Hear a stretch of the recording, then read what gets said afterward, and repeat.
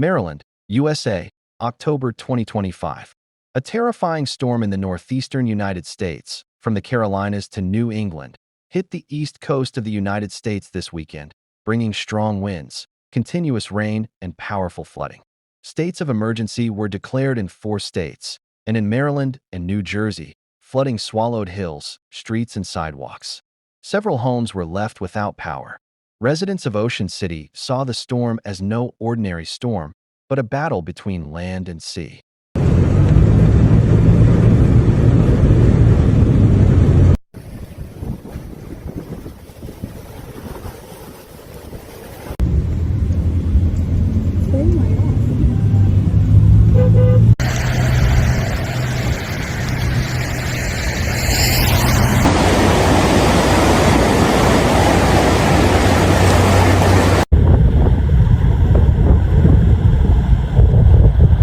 The northeast storm made landfall Friday night with strong winds of up to 60 miles per hour, 96 kilometers per hour. In Ocean City, Maryland, streets were submerged under 4 feet of water and objects were floating on the water. "This is a storm like no other," said Mayor Dick Meehan. In Salisbury, Maryland, streets were flooded and much of the city was without power.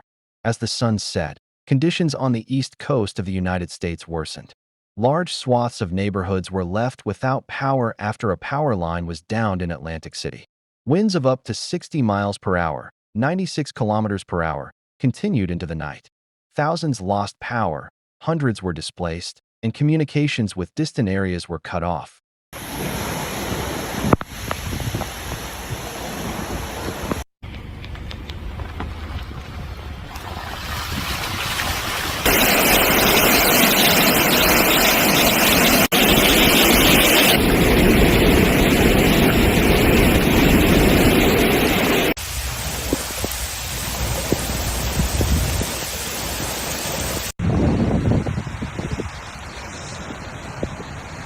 The drainage system failed to divert the water, causing houses to collapse. Assateague Island National Seashore to the south was directly affected by the flooding. Within hours, campsites were submerged. Dunes that had been standing for years collapsed. In Sea Isle City and Cape May, residents watched the waves crash in. The waves rose unnaturally high. Each wave left damage and brought the sea closer to land. By Saturday morning, the storm had spread nearly 100 miles and was unleashing its fury on the New Jersey islands.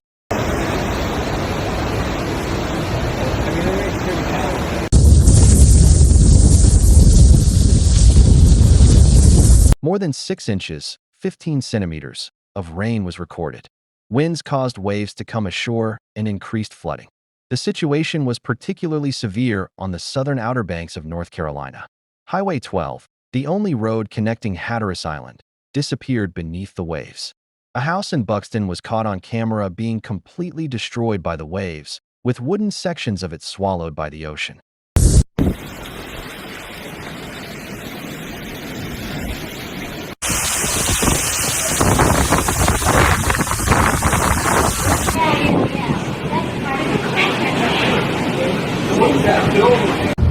According to meteorologists, this storm is a northeastern type, with the difference that several atmospheric factors have combined to make the storm stronger.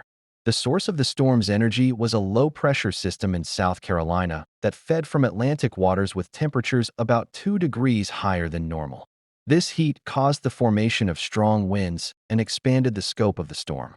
As a result, the storm stayed in one area for a longer time and caused more damage. The movement of this system to the north caused rain and continuous winds on the coast, which was caused by its collision with a cold air mass. The path of the 2 fronts was located in a way that prevented the movement of the storm system, and as a result, the sea waves hit the coast in the same way for several days.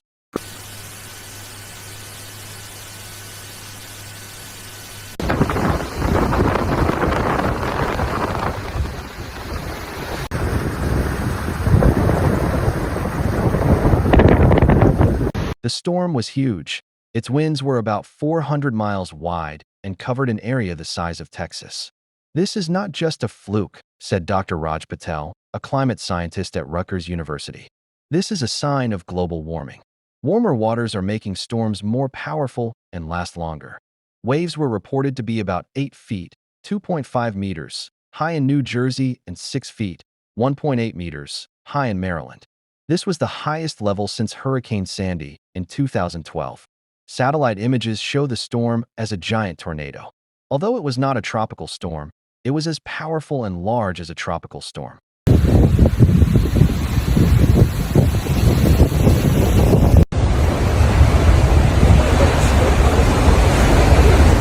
After the main body of the storm passed and the weather cleared on Sunday morning, rescue operations began in 4 states: New Jersey, Delaware, Maryland, and North Carolina. Local governments declared states of emergency. In New Jersey, streets turned into rivers, and police had to use boats to rescue people from second-story homes. In Charleston, South Carolina, volunteers set up sandbags to prevent further flooding. FEMA teams surveyed the damage from the air. In Maryland, rescue workers were patrolling flooded areas to rescue people. Electricians from surrounding states also came to restore power to more than 200 homes that had been knocked out. Despite the disaster, morale and solidarity among the people were strengthened. Neighbors gave up their homes to the homeless. I am here in Southport, North Carolina, where we have a flash.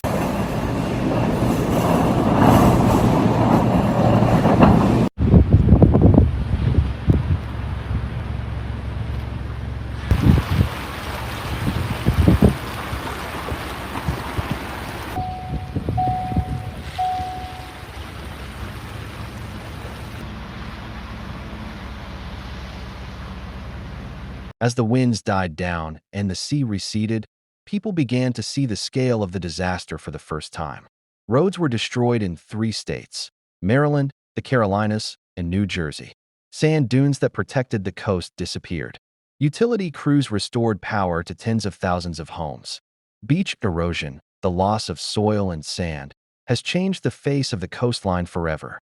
Economists have estimated the damage at hundreds of millions of dollars. Cleanup may take weeks, but actual rebuilding will take months or even years.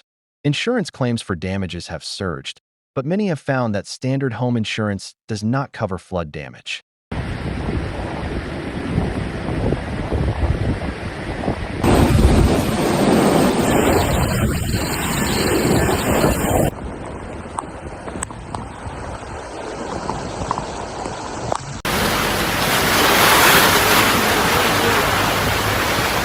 If this story resonated with you, please help us continue to cover these events with your support. Like, share, and follow our news, because raising awareness strengthens community resilience, and resilience begins with understanding. The ocean may rise, but we can fight back.